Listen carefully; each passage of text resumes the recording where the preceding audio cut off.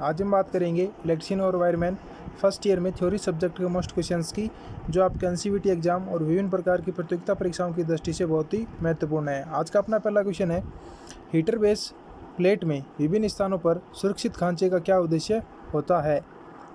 ए, ऊष्मा को ठीक से विसरित करने के लिए। बी, उसमें अवयव को दृढ़ता से रखें। सी, पात्रों को हीटर की प्लेट पर मजबूती से रखें। डी, अपना हीटिंग अवयव को नुकसान से बचाएं। तो यहाँ पे अपना बी ऑप्शन राइट आंसर होगा। जो उसमें अवयव है या जो हीटिंग एलिमेंट है उसको दृढ़ता से बनाए रखना। नेक्स्ट क्वेश्चन अपना है, विद्युत केतली में सोल प्लेट का क्या उद्देश्य होता है?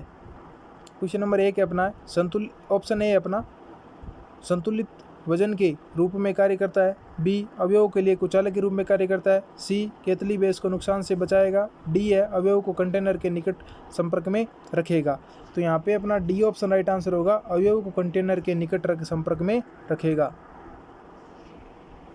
नेक्स्ट क्वेश्चन अपना है, माइक्रोवेव ओवन में प्रयुक्त मैग्नेट्रॉन ट्यूब का फिलामेंट वोल्टेज क्या होता है? 4 ऑप्शन अपने पास में 1.54 AC, बी अपने 2.0 वोल्टेज AC, सी अपना 3.0 वोल्टेज AC और डी अपना 3.2 वोल्टेज AC। तो यहाँ पे डी ऑप्शन अपना राइट आंसर होगा, 3.2 वोल्टेज AC। नेक्स्ट क्वेश्चन अपना है, रुक कर चलने पर जूसर मिक्सर में क्या खराबी होगी? यानी जो जूसर मिक्सर होता है वो आपका रुक के चल रहा है, तो उसके अंदर कौन सा दोष पाया जाएगा या कौन सा फॉल्ट उसके अंदर हो सकता है आपका? ए, फटा हुआ ब्रश। बी, आर्मेचर कुंडली खुली। सी, दोषपूर्ण कम्यूटेटर और डी आपका है छत्र कुंडलन आंशिक रूप से लघुपतित। तो यहाँ पे अपना ए ऑप्शन राइट आंसर होगा, यानी फटा हुआ ब्रशेज, यानी जो उसके कार्बन ब्रशेज है वो खराब हो चुके हैं। ए ऑप्शन यहाँ पे अपना राइट आंसर होगा। नेक्स्ट क्वेश्चन अपना है, एकल पंप मोटर में दोष क्या है यदि वह धीमी गति से चल रहा है? यानी जो सिंगल फेज की मोटर पंप होता है वो अपना अगर धीरे गति से कार्य कर रहा है तो उसके अंदर कौन सा फॉल्ट होगा? ए, दोषपूर्ण संधारित्र।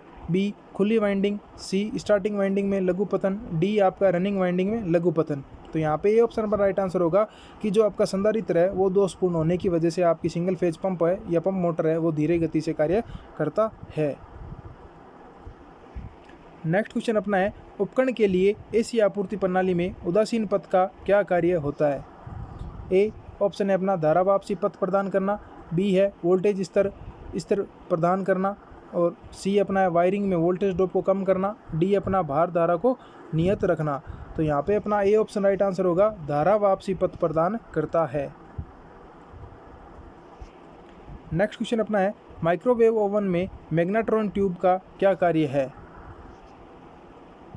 जिसे अपन देखें, ए माइक्रोवेव सिग्नल को बढ़ाता है। बी हर आधे चक्र में ध्रुवता बदलती है। सी दोलन व खाना पकाने की आवृत्ति का उत्पादन करता है।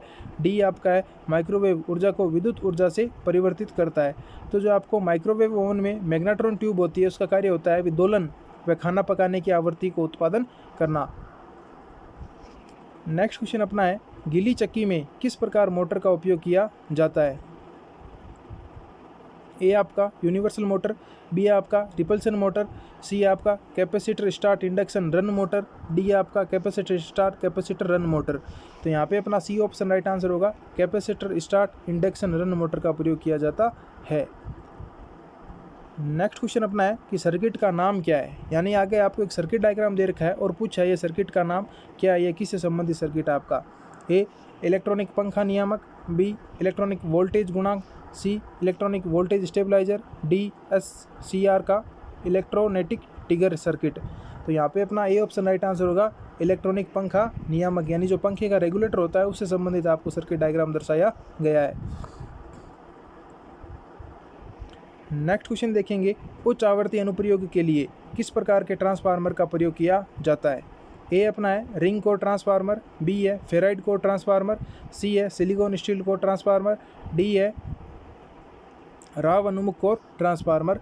तो बी ऑप्शन यहाँ पे अपना राइट आंसर होगा, फेराइड कोर ट्रांसफार्मर का प्रयोग किया जाता है।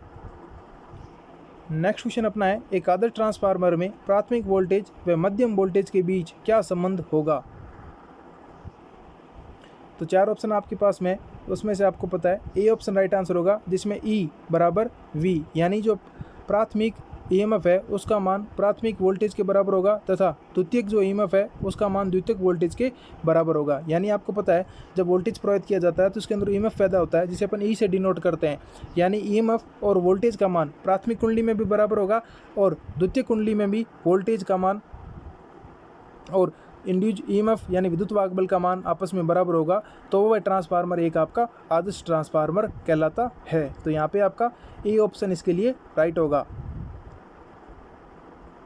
नेक्स्ट क्वेश्चन अपना है, ट्रांसफार्मर में कंजर्वेटर का क्या कार्य है? ए नमी के प्रवेश को रोकता है, बी वायुमंडल में ऊष्मा को स्थानांतरित करता है, सी आंतरिक दबाव छोड़ने की अनुमति देता है, डी है लोड भिन्नता के कारण तेल स्तर के विस्तार की अनुमति देता है। तो यहाँ पे आपका डी ऑप्शन राइट आंसर होगा, लोड भिन्नता के कारण तेल स्तर के विस्तार की अनुमति देता है, जो आपका कंजर्वेटर है। नेक्स्ट क्वेश्चन अपना है, शॉर्ट सर्किट टेस्ट द्वारा ट्रांसफार्मर की किस हानि का निर्धारण किया जाता है? ए ताम्र हानि, बी विंडेज हानि, सी हिस्टेरिसिस हानि, डी अपनी एडी करंट लॉसेस। तो यहाँ पे आपका ए ऑप्शन राइट आंसर होगा, शॉर्ट सर्किट द्वारा कॉपर लॉसेस को अपन ज्ञात कर सकते हैं। नेक्स्ट क्वेश्चन अपना है, ट्रांसफार्मर के वोल्टेज के प्रतिशत विनियमन की गणना करो यदि शून्य भार पर वोल्टेज 240 तथा पूर्ण भार पर वोल्टेज आपका 220 वोल्टेज देता है।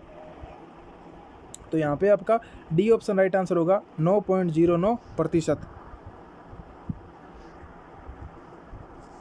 नेक्स्ट क्वेश्चन अपना है, ट्रांसफार्मर में टुकड़े टुकड़े में कोर का प्रयोग करने का क्या उद्देश्य है? यानी आपने देखा होगा भाई ट्रांसफार्मर की अगर आपने बचपन में या अभी भी आपने अपनी कार्यशाला के अंदर छोटा जो ट्रांसफार्मर होता है उसको अगर आपने खोला होगा तो जो उसकी कोर है वो पतली पतली पत्तियों को आपस में जॉइंट करके बनाई जाती है। तो उन टुकड़े टुकड़े कोर का प्रयोग क्यों किया जाता है? ए आपको कॉपर लॉसेस को कम करने के लिए, बी आपका हिस्टेरिस लॉसेस को कम करने के लिए, सी आपका मैकेनिकल लॉसेस को कम करने के लिए, डी आपका एडी करंट लॉसेस को कम करने के लिए। तो यहाँ पे आपका डी ऑप्शन राइट आंसर होगा, भंवर धारा हानियों को कम करने के लिए ट्रांसफार्मर की कोर को टुकड़े टुकड़ों के अंदर तैयार किया जाता है पतली पतली पत्तियों के द्वारा। नेक्स्ट क्वेश्चन अपना है, ट्रांसफार्मर की शीतलन विधि क्या है? यानी आगे एक ट्रांसफार्मर की शीतलन विधि का डायग्राम दिखाया गया है और ये कौन सी विधि है इसका नाम पूछा गया है। ऑयल नेचुरल कूलिंग यानी तेल प्राकृतिक ठंडा, बी है तेल प्राकृतिक हवा बल्तिक ठंडा, सी आपका तेल बल्तित हवा बल्तित ठंडा, डी आपका है तेल प्राकृतिक पानी बल्तित ठंडा। तो यहाँ पे आपका ए ऑप्शन राइट आंसर होगा, ऑयल नेचुरल कूलिंग सिस्टम का ये डायग्राम आपको दर्शाया गया है। ये थे आज के कुछ महत्वपूर्ण क्वेश्चंस जो आपके विभिन्न प्रकार की प्रतियोगिता परीक्षाओं की दृष्टि से आपके लिए बहुत ही महत्वपूर्ण है। अगर आपको वीडियो अच्छा लगे तो लाइक शेयर जरूर करें। आप चैनल पे नए हैं तो चैनल को सब्सक्राइब करना ना भूलें। धन्यवाद।